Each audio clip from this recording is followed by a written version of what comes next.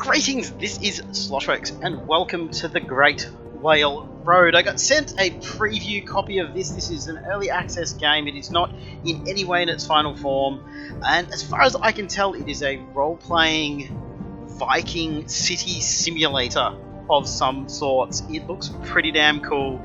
The combat looks pretty intriguing. I played for about half an hour the other morning just to kind of get my head around it, and it seems like it's a whole pile of fun, so I thought I'd share it with you guys.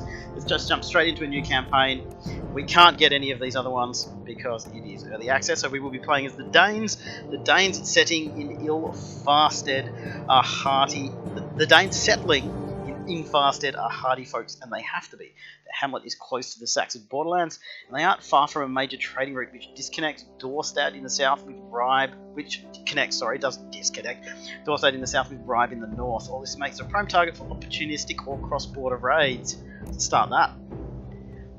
Now, as I said, I played this really quickly. I didn't read all of the tutorial or anything like that, so we're going to probably have to do this a little bit deeper than I played it because I died very badly. I love Vikings, man. The leaves have started to change their colour, but the ship has not returned. The Jarl had left early in the season with his Huskarls and most of the experienced warriors. A messenger from his brother had asked him to travel south to the land of the Saxons with haste. Some of the locals had rebelled against the perceived Danish occupation despite the brother's marriage to a Saxon chieftain's daughter. Their Jarl had long traded with the Saxon tribes in the area and had bought slaves and sold them ivory combs as well as other trinkets from the north. He was well respected and had guest rights in many a hall, which was the reason why his brother had asked for him to come in person. He did not receive news for a long time until the same messenger returned. The treacherous Saxons ambushed your warriors. The whole village is in mourning. It's not very, very good, is it? So this is Ulfarsted. Everyone is someone at home. Me and Mama Cass were talking about that, and we really liked that phrase. It's really, really cool. So this is our town screen. The elders and I don't know how to say that. Catil decide who will have to become the new leader. The village is not defenseless, but its defenses have been seriously weakened. The new leader will have to train a new warband and be prepared for winter raids, especially once the news of your loss spreads to the nearby clans. Everyone who can hold a spear or shoot a bow is welcome to join because weapon skill is easier acquired than bravery. Now we've got two people. We've got Floki. Deserves a chance. He spends more time playing the lyre than on the practice field, but he's the nephew of the Jarl and deserves a chance for leadership. And Vera is a good choice. She's tough and wise. She has led her family for many winters and knows how to use an axe. Let's go with Floki. If someone gives you an old but well-oiled blade, together with everyone in the hall, you swear that you will not rest until the dead have been revenged. Your oath is to Odin. Some of you follow other gods. Everyone shouts Floki and then quickly loses interest as the drinking starts. Alright, the winter meeting of the clan is where you will plan the development of your settlement. These are your current resources. Once summer begins, you will see the first results of your planning, and when winter returns, you will see the remaining results. Assign focus points to a job to increase their production. Result to assure nothing wrong will occur. If you assign enough points for a job, you'll gain an extra worker. Okay, we'll have to have a look at that, see how that works. The first three areas provide food for your people. Farming production is only available for consumption during summer, while hunting and husbandry provide food during the whole year. Warfare raises your defense against raids and trains warriors for you to take on your travel. Diplomacy increases benefits from trading and reduces the chances of getting raided by other clans. And traditions increase your people's happiness, making them perform better at their jobs and keeping them healthy and alive.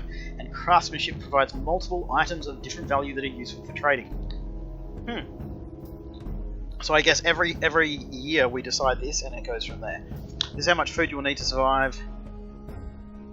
Where does it say how much food we will need to survive? Oh, needed. Okay, yep. Leftovers from run season will carry over to the next. Expected results give you an idea of the outcome of your production planning. To read this tutorial again and other topics, click the help button on the top right hand side. Well, we probably need to do that. Alright, so we've got 10 focus points.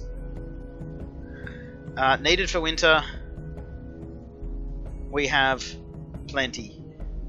But if we do that, okay, so that gives us one farmer. We could put 5 in that, but I don't really think 2. I'm thinking 2 on hunting, 2 on husbandry. Let's put 3 on warfare to try and get some people trained. And I kind of feel like it'd be nice to have some people, some traditions, and some crafting. I kind of... Okay, so that's going to go up a little bit, that's going to go up a little bit, that's going to go up a little bit more, that's going to go up quite a bit, and we're going to get more warriors. Okay, so if I do that, we're going to get more shepherds. If we take that down, we're not going to get more of them. If I take traditions down, we're going to get more hunters. If I take... Okay, so if I do this, we'll get an extra craftsman. And we get... 20% tradition bonus is going up. Okay, so we're going to go with that. I don't know if necessarily if that's all that good, but we'll go with that and we'll see what happens. As I said, I've played very little of this. Winter has arrived. Oh no, it's not coming anymore. The weather at land might seem pleasant enough, but the whale road turns into an angry and fickle beast once the leaves change colour. The whale road's the ocean, I assume. You have lost the third chicken in a week. You suspect a fox, but you cannot be certain as you haven't found any tracks, and the dogs have shown no signs of any alarm either. So we could put some traps around the coop. We could hide in the coop, or we could hide ourselves in the coop. Let's put ourselves in there. You surprise a scrawny old man who lunges at you with a knife. You kill him without too much trouble. He isn't from the village, and justice has been served. He paid for the chickens with his life. That's what you get for touching my fucking chickens. My chickens. Ice and snow have beleaguered the village for weeks now. Everyone is looking forward to Yule, especially the children. You need to decide where the meat for the feast will come from. The winter turns out to be long and harsh, as foretold by the series, and you will struggle. I'm going to slaughter the fattest pigs because I want my people to be super happy with me because I'm the new leader. Villagers have a great Yule despite the freezing cold. There is plenty of meat and the smell of roasted pig fills the longhouse. Children run between the benches with blood pudding smeared across their faces and oatcakes in their hands. That was 50 food though. We have 1650 in total. A rainstorm unleashes torrents of water over the village. A trickle of water turns into a small brook which then decides to flow through a barn full of hay. Many of your sheep and cattle will not survive the winter if you cannot save enough of the fodder. You get everyone to dig a trench to change the flow of water. I reckon get everyone to dig a trench. You can stop the water eventually, but a lot of hay got swept away before. Some animals will not survive the winter. Oh, that's bad. We lost 20 food. Our food's going down. We've gone down 70 food. The woodcutter's axe slips off the frozen bark of a tree trunk. The axe bites a deep wound through the calf. The man is obviously in pain and a lot of blood is seeping slowly but steadily into the earth. Bring him to the blacksmith. Fenugre's clothes are closest the priest will know it, so he's carried to the hall, fill the wood with spider web and honey first, and attempt to sew it closed. I reckon this is the Vikings thing. Bring him to the blacksmith. There you heat an old lance head in the fire. In the meantime, ply the man with plenty of meat infused with henbane. The man passes out as the glowing metal sears his flesh shut. The smell of roasted pig fills the smithy. You leave him there while you are looking for something to eat. I don't know if that's a good thing or a bad thing. Day 60, so we're in season 1. The farmer Easton and Manfreiter has arrived at the village from an outlying farm. He has a tooth abscess and hasn't eaten in days. There is a loud discussion in the hall how to help him until everyone agrees that the offending tooth must be pulled out. Some probing just makes the man cry out in pain. We'll have to put him to sleep somehow. You've a drought. No, we're not just going to hold him down and open. Bloody Vikings would always drink, so he could brew him a draft with mead, hemlock, and gnatskade. He drinks until he falls asleep. For a moment you think he stopped breathing, but then you can see his chest move again. The tooth is pulled out without any problem. So I feel like we're doing okay. We're at day 78. A trader from down south collapses in one of the outhouses while using the latrine.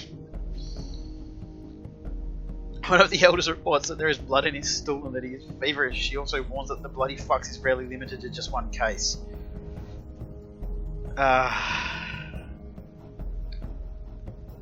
An old adventurer has been in the sand seas in Okay, an old adventurer has been to McGregor and the sand seas in the far south in his youth. Recommends to keep the sick man separate and cover the latrine pit in the outhouse with quick ones. Do that. The trader recovers and is very grateful. He gives you a small silver hoard that he had hidden on a close by island. So we just got plus 50 silver. That's actually a shitload because we've just gone to 139. So we've saved a fair bit. Our farmers went down though. Why did they go down? Okay. Your leader is Flocky the Deaf. Why are we deaf? I don't understand. The bloody fuck's got a silver 50. We got negative from that, negative from that. Expected summer production is 438. Left for summer. Alright, so I guess we did relatively okay there. Okay. What is this? Ulfstad is your home settlement. Here you can view your warband status, browse your storage, and purchase weapons at the blacksmith. Okay, let's go to the blacksmith. Settlement storage. Okay, so if we go to blacksmith and just have a look. That's +2 attack, plus 20% broken leg, plus 20% broken shield arm. There's a club and a knife. I kind of feel like we could buy the club and the knife. Did that actually buy? Okay, are they both for the same? Oh, they're for different people. Okay. And all of them can use the spear. Okay, let's just buy the spear. And I don't know if we should have really done that. We kind of do settlement storage.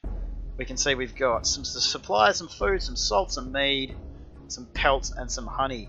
And if we go to our warband, your heroes are essential to complete your quest. You'll need them for survival, investigations, and battle. Each time you journey out, you need to choose which heroes should accompany your leader. Each hero has their own adventure stats, battle stats, and personality. During your adventures, you'll be able to hire new heroes or convince them to join your cause. Health is the life. If it reaches 0, the hero will be out of action. Endurance shows how tired. The higher their endurance is, the more tasks they can perform. Morale is the hero's happiness. The higher their happiness, the better they will perform.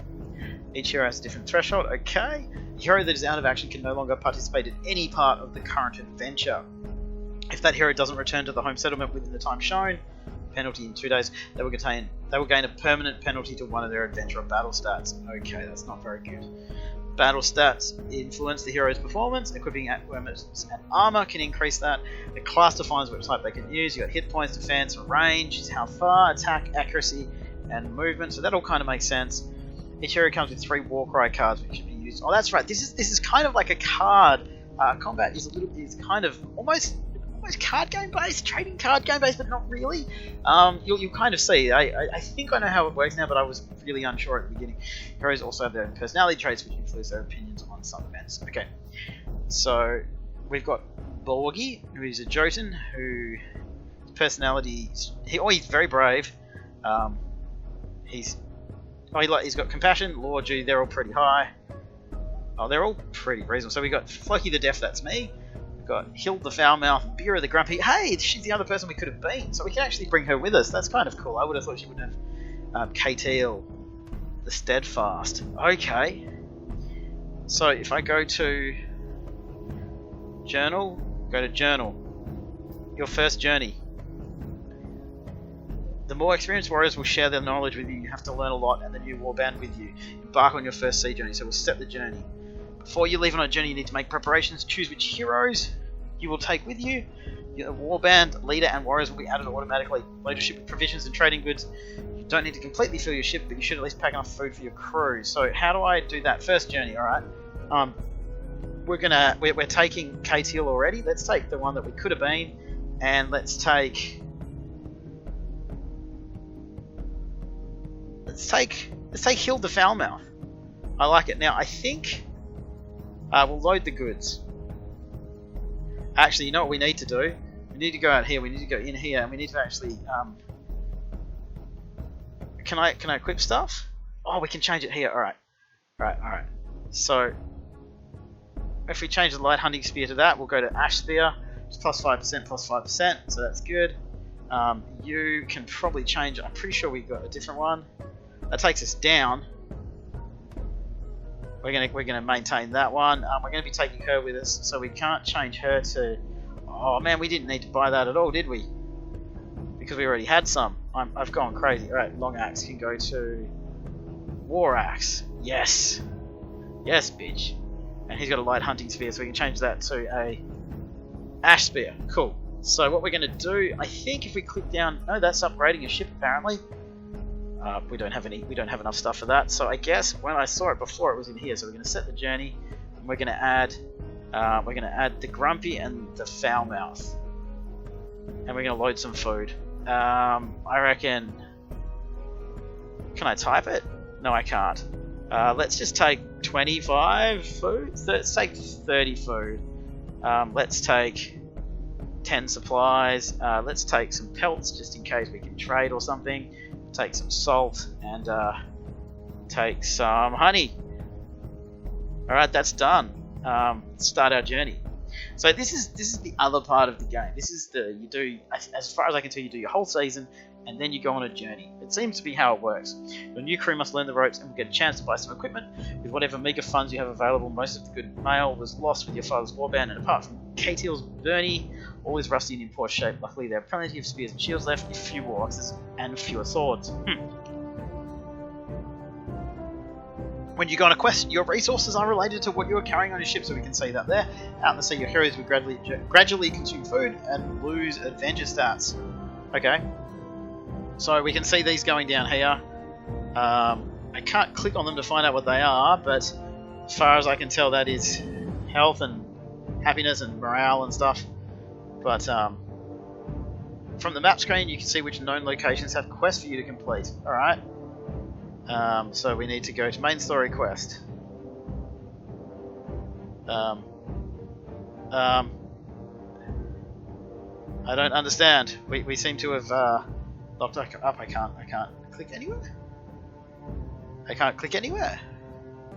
Okay, I had a bit of a crash there. That was a little bit weird, but we are back, and I'm pretty sure we are in the same position we were before. Hopefully it doesn't do it again.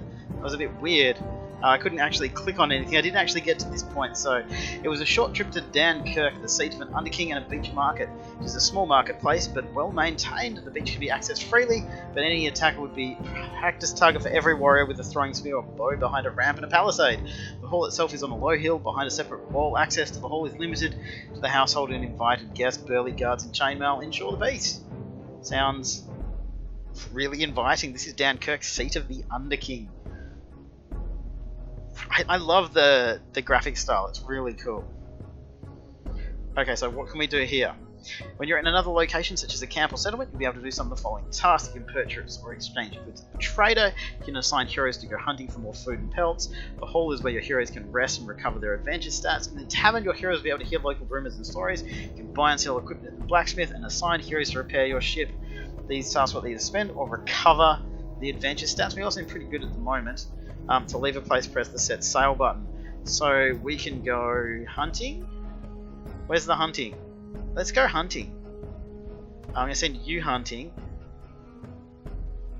We're going to add you, and we'll go done. And we're going to go down here, and we're going to go there, and we're going to. You can go there to the tavern. And you can go there to the tavern and go feasting. So 2 people can go hunting and 2 people can go feasting. While looking for some prey to hunt, the party encounters a herd of the most healthy looking deer, smooth fur and strong antlers. When the party crossed the marsh to reach the deers, they got scared and ran off. Now the party's all covered in leeches and without prey. Pull the little bastards, purge them with fire. Poor little creatures, they need feeding too. Burn them till they drop. The torch not only burns the leeches but also some of your skin, so they're going to get hurt a little bit, but that's okay. For many of you, this is the first time you've left the island in your life. Dunkirk and its traders are an exotic sight. Katil is amused when you ogle a trader from far away. Byzantium is the darkest skin you have ever seen until one of his guards appears out of a tent. Giant, even if you were a half-troll gate, and as black as sea coal. You are mesmerized by the quality of the silks, weapons, and other luxury items on show, but most is far beyond the handful of hack silver in your purse. Katil introduces you to a trader, Heldebold, from a place called Spania. He knew your Jarl and saved him, and owed him a small debt. He offers you a pick from his wares as a settlement. I want some fine cotton. You will find a craftsman to cut the cloth and turn the cotton into breeches. So our first journey seems to be over. We've unlocked one mission going south and rumour a good deal unlocked.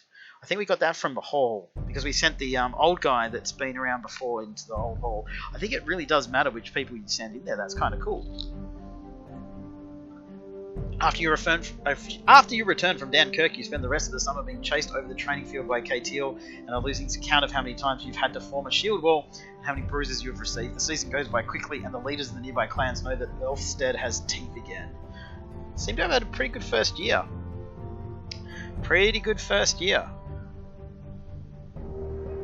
So we visited one location, travelled one day, one story.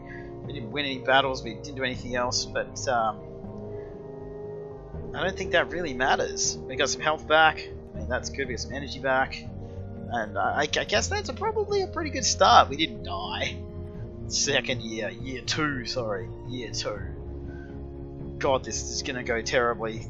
I skipped through a lot of the reading when I was having a look at it the other morning, so hopefully I'll be able to do a little bit better now. I understand a little bit more about the mechanics. Not much, but a little.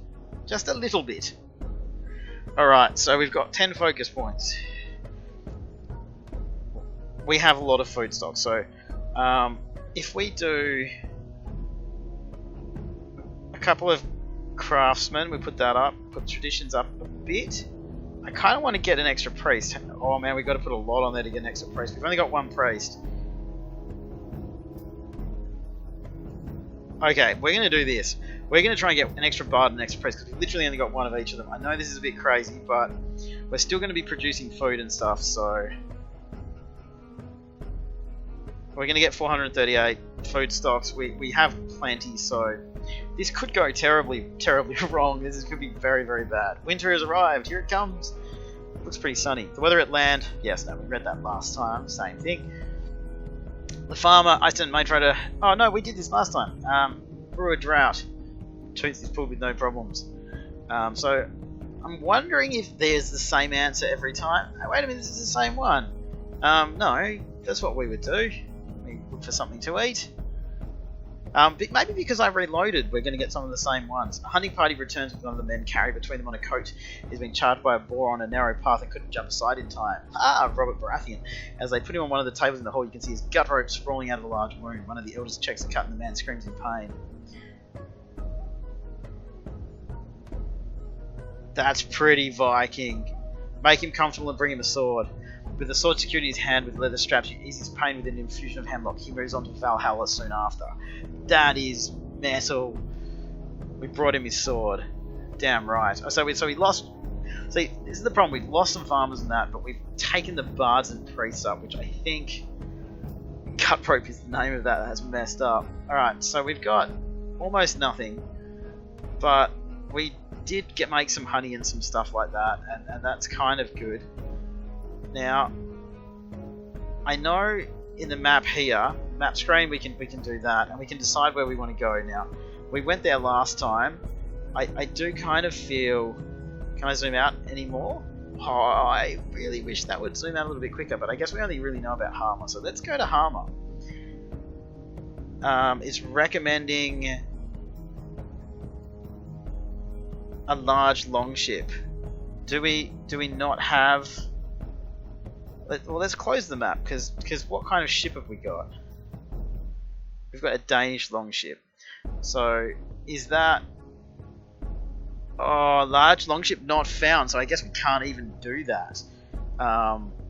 We don't have the population, we don't have the craftsmanship, we don't have the trade goods, so we can't do that. So, I guess we're going to set a journey. It recommended the other thing. So, we're going to go with that. I change you to a war axe. I can. Equip. Yep. So that's cool. Can I change? Maybe I didn't actually change their weapons last time. So we want you to have a ash spear. We want you to have a ash spear because that seems to be better. And you have.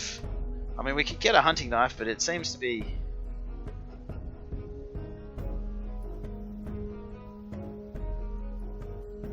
I think we need to just keep that one. Alright, so we're done. Let's load some goods. I'm going to take some mead. I'm going to take... I think supplies are something we do need to take with us. We're going to take some salt. We're going to take some honey. Take some pelts, just in case. And take max food, 19. I guess that's probably... Okay, we got some trading goods, which is good. The mood's gone up. Let's see what happens here. Let's see if we can actually find somebody like... You're finally ready. Katil will travel south with you. He says that you are no longer useless pups, and at least able to scare a kitten, but he's not certain how you'll fare against Saxon warriors yet. All of you want to find out what happened to your warriors firsthand, and nobody argues when you decide to first visit your dead Jarl's brother in his birth. Day 135, Season 2. We're losing some stuff. A longship appears out of a river estuary. Both you and the other crew seem surprised by the sudden encounter. Warriors like that will have some interesting sagas to tell, and they don't look like traders, rather a raiding party.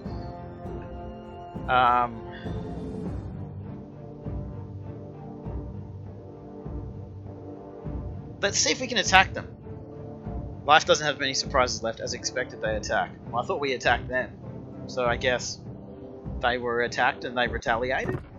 So this is where it gets a little bit weird, and this is where I'm not totally sure how it works. So battle event, we've got turn restriction is 5.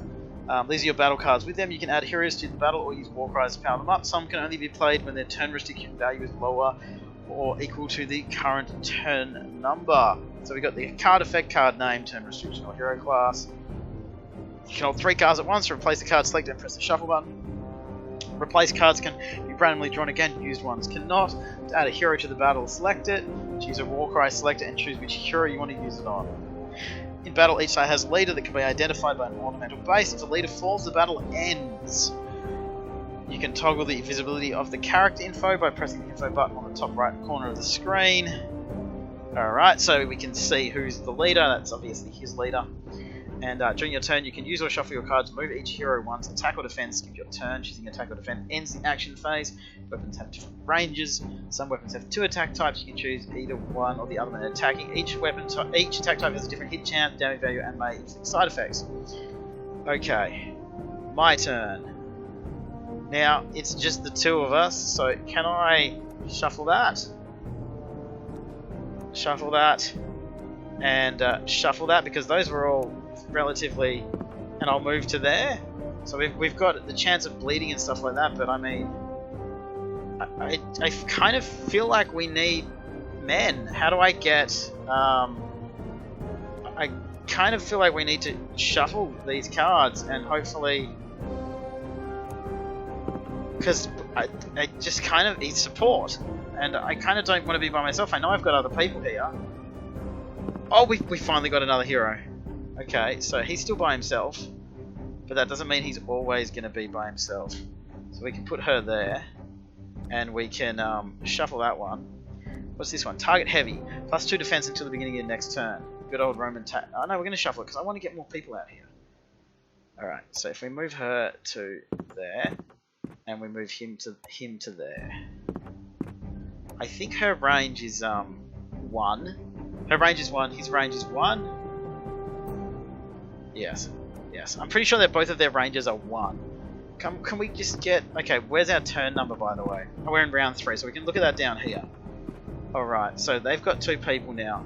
I kind of feel that his range is definitely 1. So if we just move these guys back here, and we just... I mean, there's no point in having these cards. It feels a little bit... Oh, okay, we got 2 out of the 2 heroes. There we go. I mean, why does it take so long to do that? That's kind of nuts. But I guess they've only got 2. Well, they've got 3 now. You can zoom out a little bit. Alright. So if I put you down there, and I put you down there, let's have a look. So their range is 2. So if I... Can I attack you? Well, if I move you there, can I attack you? I think I can, from a distance. We can attack you, and we can do /64% or /68%. I don't know what the difference between those 2 are. Oh, we got rid of some of the defense with that one. Okay, so if we move you to there, you should be able to attack that guy. You should be able to attack that guy.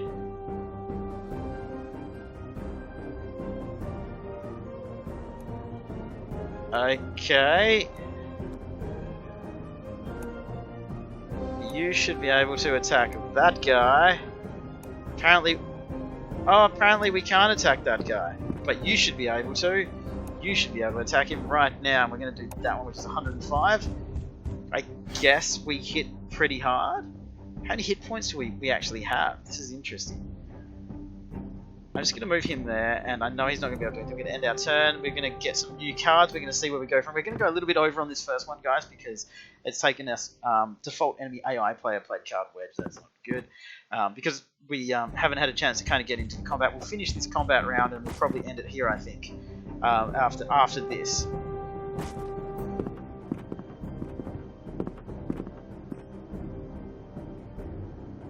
Okay.